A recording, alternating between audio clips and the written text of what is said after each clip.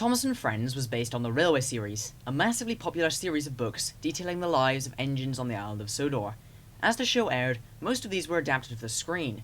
Sometimes the show didn't do the books justice, see Special Attraction or Thomas's Christmas Party. However, there were actually a good few times when the show, in my opinion, did some stories from the books even better than they were originally written. My name is the Thomas Cynic, and today we'll be looking at 10 Railway series stories that the TV series did better.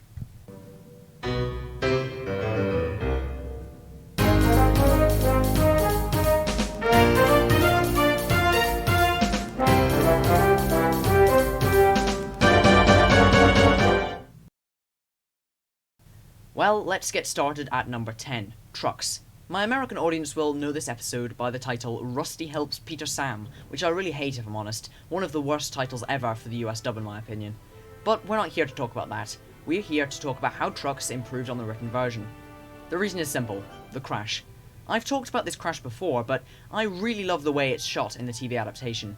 A book's static illustrations can't get across quite how violent several wagons of slate flying through the air would be, and the incline is a beautifully modelled set as well. This episode isn't much better in terms of writing, but with the technical work here, it outstrips the original by a clear mile. Wrong Road is at number 9, a season 2 episode with a lot of fans. The main reason I prefer the episode here is because of the music and the shot composition, although the art in the original story is fantastic too. Much like Trucks, the writing isn't very different, but the visuals carry this episode so much. The story is great, but it doesn't have that feeling of tranquility and peacefulness that's found in the late night shots of the episode. I would call this the most beautiful episode of season 2, and one of the most beautiful in the show's history. And for that, it's better than the book. Steamroller, in my opinion, is way more fun in the show. You've probably seen my cynical spotlight on this one, so a bit of this might be slightly repetitive.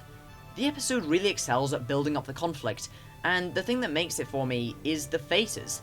I don't know why, but the faces in this episode, and all of Sir Handel and George's faces generally, are just so funny to look at. I also think the ending was handled a bit better. George's driver just having an argument with Sir Handel's rather than almost getting into a brawl worked much better with the semi-serious but also light-hearted tone this episode was going for. Alright, time for some controversy. Percy and the Trousers, or as it's called in the TV show, A Scar for Percy. This is probably the only one of Wilbert's stories I would say I hate. I hate it because it completely screwed over the fluidity of Henry's arc for me in his book. This also ties into the Flying Kipper a bit. The Flying Kipper in the show has a way better ending than in the book. It's much more satisfying and upbeat, with Henry's triumphant theme blasting at max volume as Ringo describes his return. And in the show, that's Henry's season 1 arc largely done. In the book though, Percy and the Trousers comes next, in a slightly silly story that adds very little to the book and could have spent so much more time on Henry instead. Imagine if that story had been used to describe Henry's time at Crewe, meeting the mainland engines. Instead, we get a Percy story that feels very out of place, and makes the book the only one in the series with 5 stories. The show plays this story at the beginning of season 3, which in my opinion worked much better with regards to structure. James and the Coaches was actually 2 stories in the original book, those being James and the Top Hat and James and the Bootlace. James and the Coaches improved on these simply because it combined them. This was a really smart move. Both the original stories are kind of lackluster and could have been used much better in the book, I feel. The episode, however, by packing them down to a short runtime, gives us really solid foundation for James's arc to build on. One problem with James the Red Engine, as in the book, is that it's very slow moving, telling stories that even at book 3 had already been told before.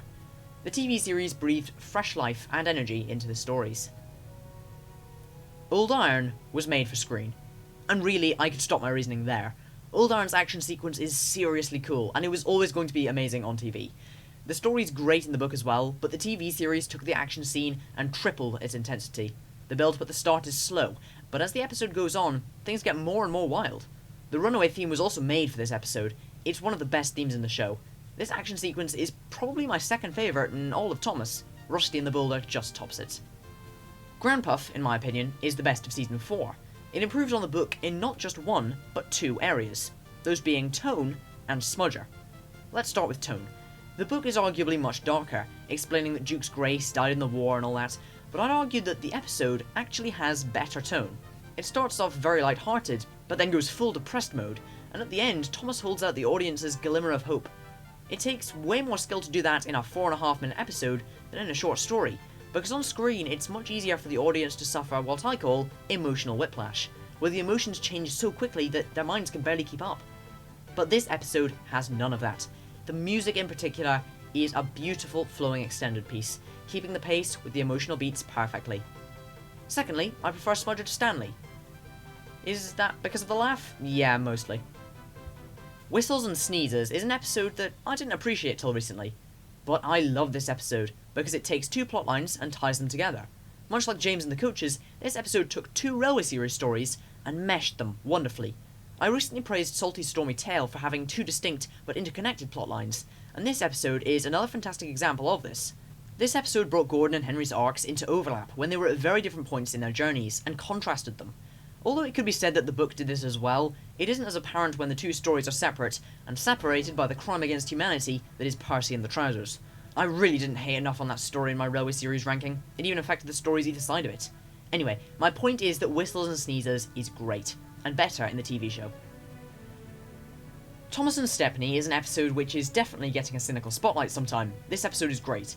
I prefer it to the book because of just how well Thomas's flaws are expanded upon here. Sure, Thomas was arrogant and a bit jealous around Stepney in this book story, but here they really ramped it up. That scene with Thomas and Percy at the start is great. Thomas is so self-obsessed. The music here is great as well, and I love the beginning of Stepney and Duck's friendship, a dynamic I'm very fond of and I think should have been used more.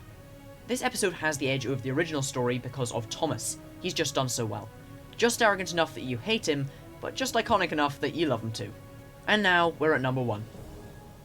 In my opinion, the episode which improved most upon its original story in the books was Escape. The book's version is very good, but its main problem is that it starts very abruptly. In the TV episode though, we have a much smoother flow into the rescue scene. Edward and Douglas converse about Scrap, and a contrast is placed between them. They've both saved others from Scrap, but have very different views on it. That's some really nice expansive writing, and it shows that the show wasn't being a slave to the books here. That's very season 3, and I love it. Need I mention the music and the visuals of the escape sequence, which the book couldn't come close to matching? One part of the book which was cut was Oliver's explanation of the horror he suffered prior to ending up in the yard. However, I'm fine with this being cut.